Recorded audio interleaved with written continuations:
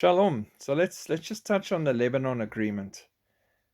Israel has given up its piece of the pie. Why is Israel giving up the entire zone in dispute, something concrete, in exchange for theoretical promises and things it already has? Israel and Lebanon have been in an ongoing dispute for the past decade over the economic rights in the area of the Mediterranean Sea.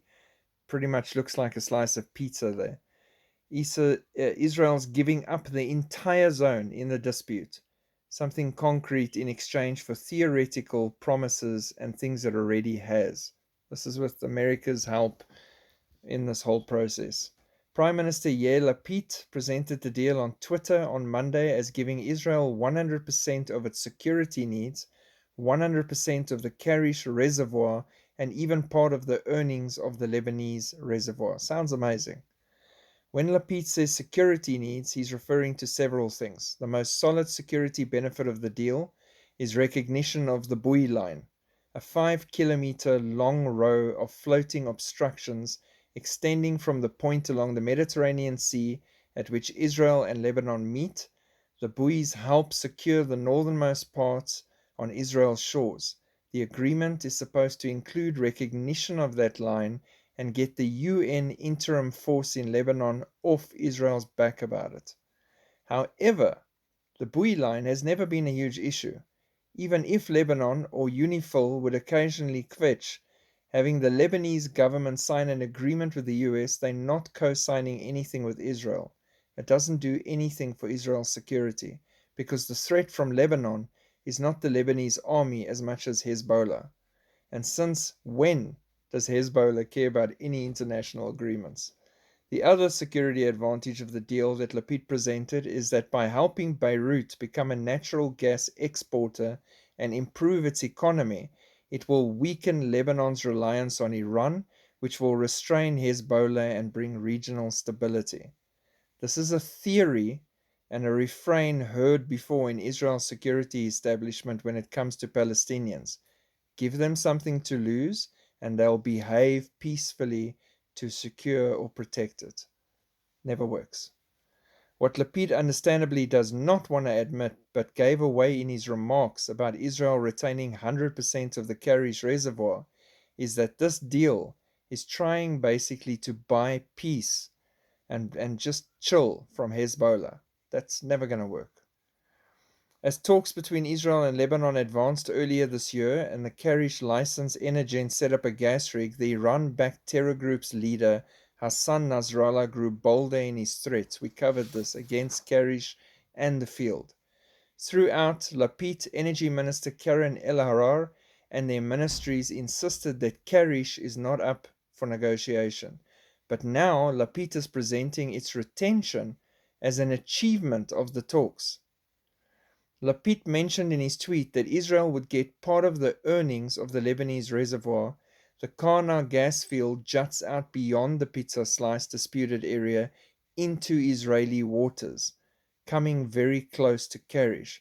So now what they've been given infringes on what Israel has in the Karish fields. So they're basically giving them the right to come and take from Israel's fields. It's within Line 29, a broader disputed area. Israel is negotiating to get paid for what is already rightfully Israel's. As energy minister, when renewed negotiations took place in 2020 and 2021, Steinitz was in favor of negotiating with Lebanon to allow both sides to move forward and develop their gas fields, and noted that opposing the outcome of the deal is not the same as opposing the talks. Steinitz recounted that in 2012, the US first attempted to negotiate the maritime line issue, proposing the Hof line, which would have given Lebanon 55% of the pizza slice and Israel 45%, each side able to extract gas from their own side and their own field. The former minister was willing to be flexible and for Israel to take as little as 1/3 of the disputed zone when he was the minister. What kind of negotiation is it where they get 100% and we get zero? Steinitz is now asking. That is wrong, and it is a dangerous precedent that makes us look weak. Netanyahu obviously is up in arms and freaking out with his entire party. He's going to use this as a platform to get re-elected. He promises already that once re-elected, he will scrap this entire deal off the table completely.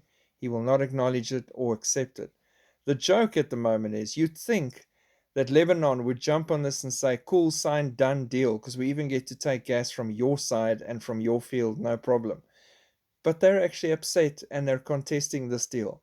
The deal where they get 100% and Israel gets zero. They're upset. Why they're upset? They're upset because they don't agree with the security concerns. They don't agree with the buoy line. They just don't agree with everything. You can't negotiate with people that are out to destroy you and wipe you off the map. It's the same as trying to make friends with Iran or Turkey. They're trying that. We'll see how that ends up for them as well. It's not going to work. So this whole thing is really complex and tense at the moment. Lapid's trying to push this through as a win for him because that would help him in his standing, and maybe he can become a longer term prime minister in the next election. But no, Netanyahu is using this as a box to stand on, a soapbox, and he will probably use this powerfully to get himself into power as fast as possible in these elections and scrap everything. He's already promising new settlements and everything the minute he takes power. So he's speaking all the right words. But we'll see what happens, or maybe we won't because we won't be here.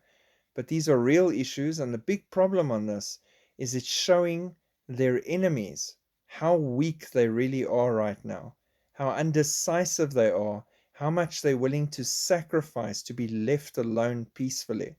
So all of that is going to backfire really badly, in my opinion, because like it or not, we're racing towards Ezekiel 38. We're racing towards wars and attacks on Israel coming fast, and friends are going to be few, and we're going to be gone shortly. So tense times. Keep watching. The news is coming in hard and fast, and there's a lot of things happening around us. It's like it's ramping up to a new level as we enter this month.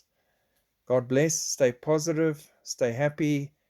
Hold on to our blessed hope. God has got us all in His hands, no matter how bleak anything looks around us. Remember, He's the God who is with us in the fire. He's the God that walks on the water in the midst of the storm to come and grab us and pull us out. God bless. Have a great day. Shalom.